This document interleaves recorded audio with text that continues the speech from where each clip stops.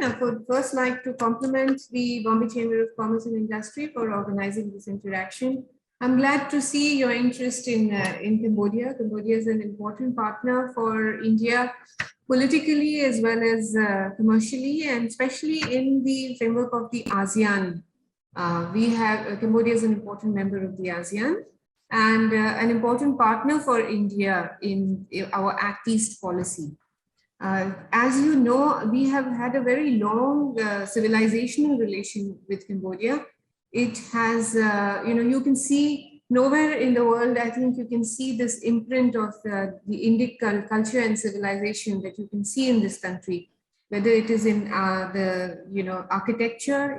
It of course boasts the largest Hindu temple complex in the world, the Angkor Wat, or whether it is in its iconography, its language. Language has a lot of Sanskrit loan words, around 200 actively used Sanskrit words.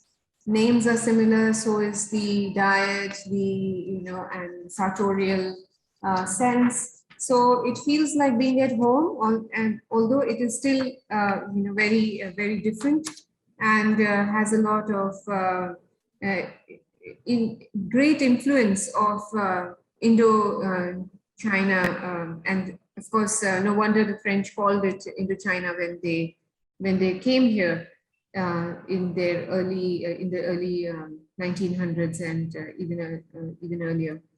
So Cambodia is we shared excellent political relations with Cambodia, since we were the first country to recognize them after their fall of the Khmer Rouge, and when the entire world had ostracized them, they gained legitimacy because India as a democracy supported them.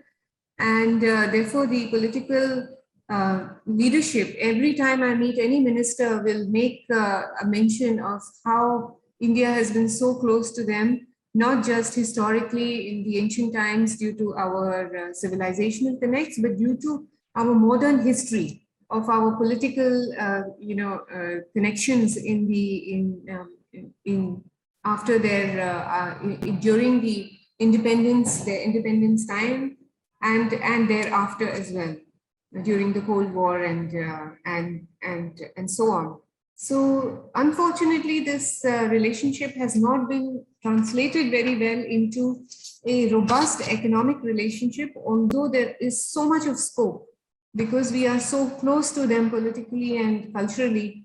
The Indians would find it very easy to work here, and vice versa. The Cambodians respect Indians a lot. They respect our strides in not only in our democratic in our democratic success, but also in our successes in science and technology and economy, and recognize us as a big country and that they can rely on. So unfortunately, while we were seeing a positive trend in the last few years, we haven't, that hasn't been able to continue because of the COVID pandemic.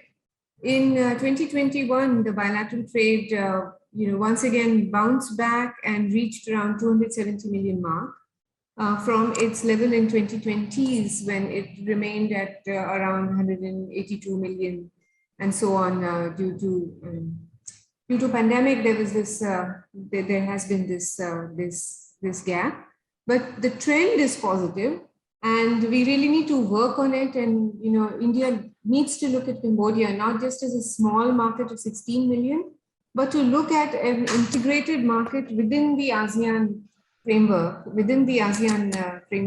which is a market of 63 million.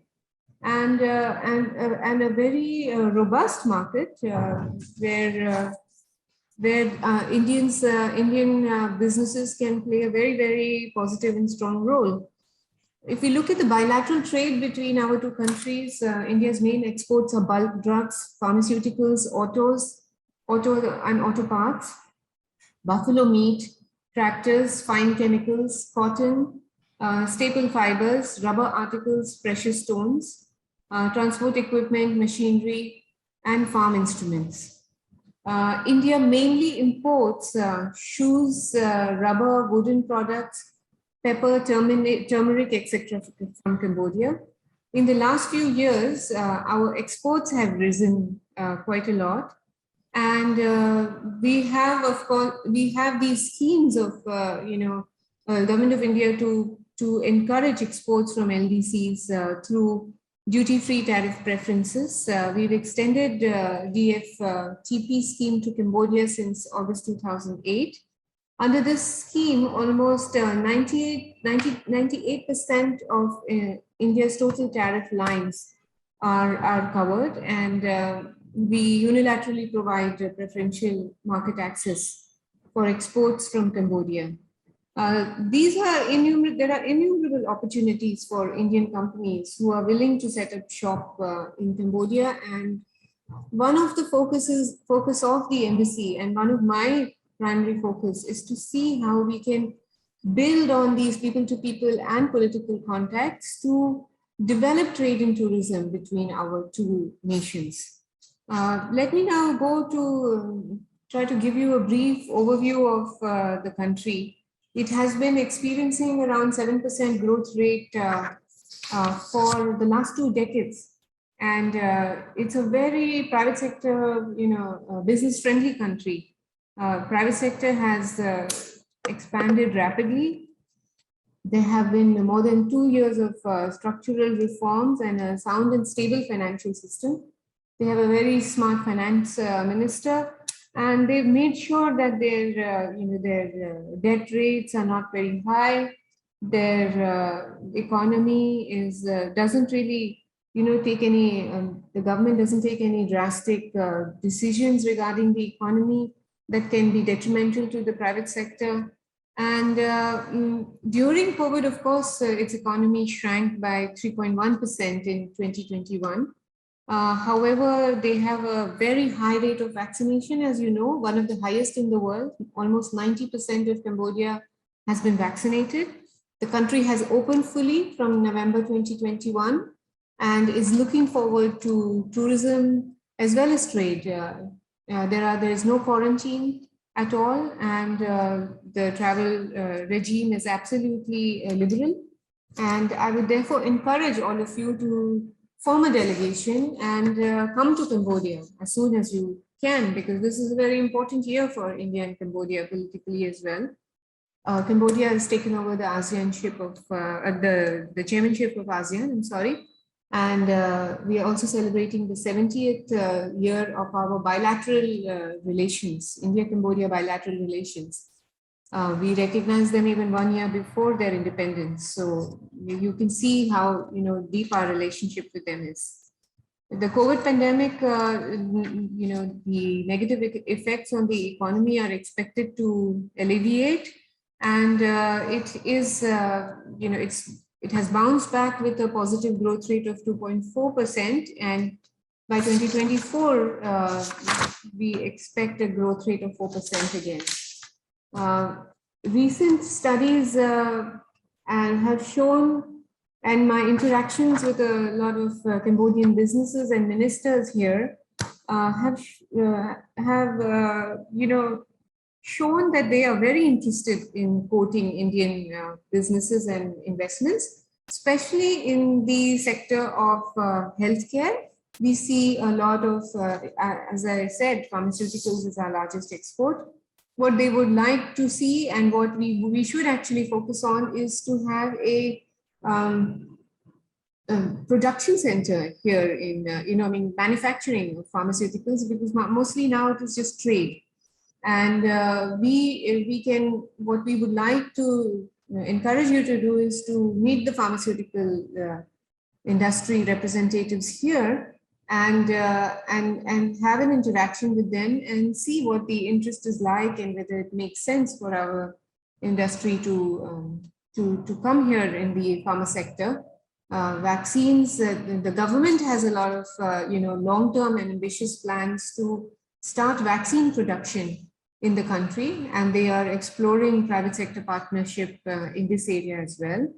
I would encourage you to also, let the IDMA know that we are very interested in connecting them to the pharmaceutical sector in Cambodia.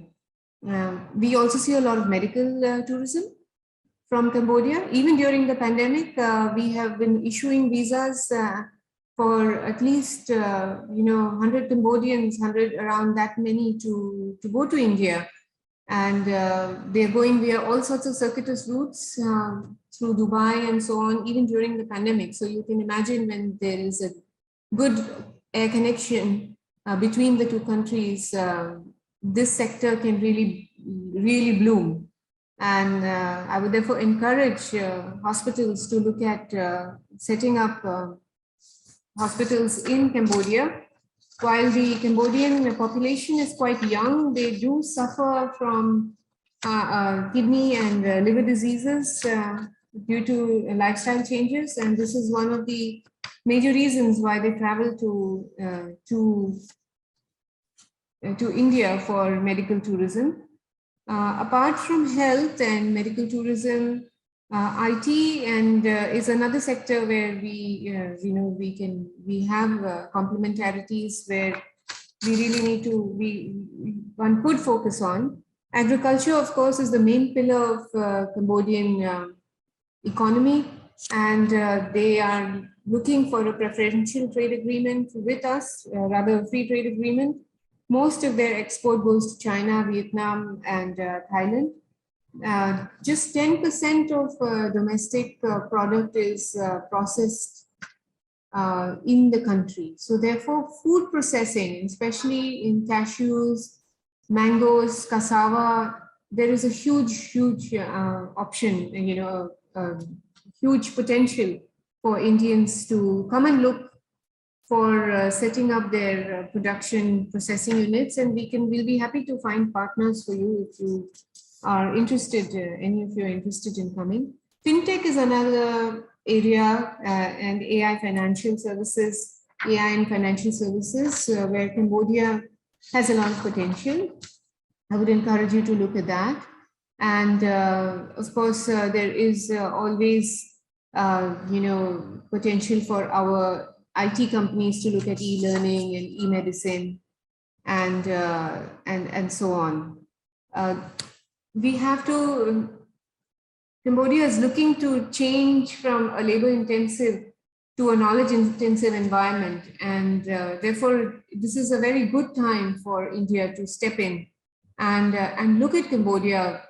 In all of these areas that I have mentioned, we have to. Indian investment has not been that strong so far. We have presence in gold mining. There is potential for gold mining here. We also are into some other sectors, such as there are plantation companies which have taken some large chunks of agricultural land. That is another area where we could look at investments. As of now, we have around 115 million US dollars as investment in this country, but the potential is immense. They give a lot of incentives, such as corporate tax exemption for up to 8 years, allowing a 5-year loss carried forward, 100% import duty exemptions on construction material. This is another area because construction is booming in Cambodia. That we should really focus on looking at export of construction material, raw material and spare parts that are used in certain investment projects. Their procedures and permissions to recruit foreign nationals is extremely simple, and they liberally give business visas and employment visas for 1 year without any hassles. So I would really request Indian companies in all sectors to look at Cambodia very strongly, not just as Cambodia, but as a gateway to ASEAN. With this huge population of 620 million,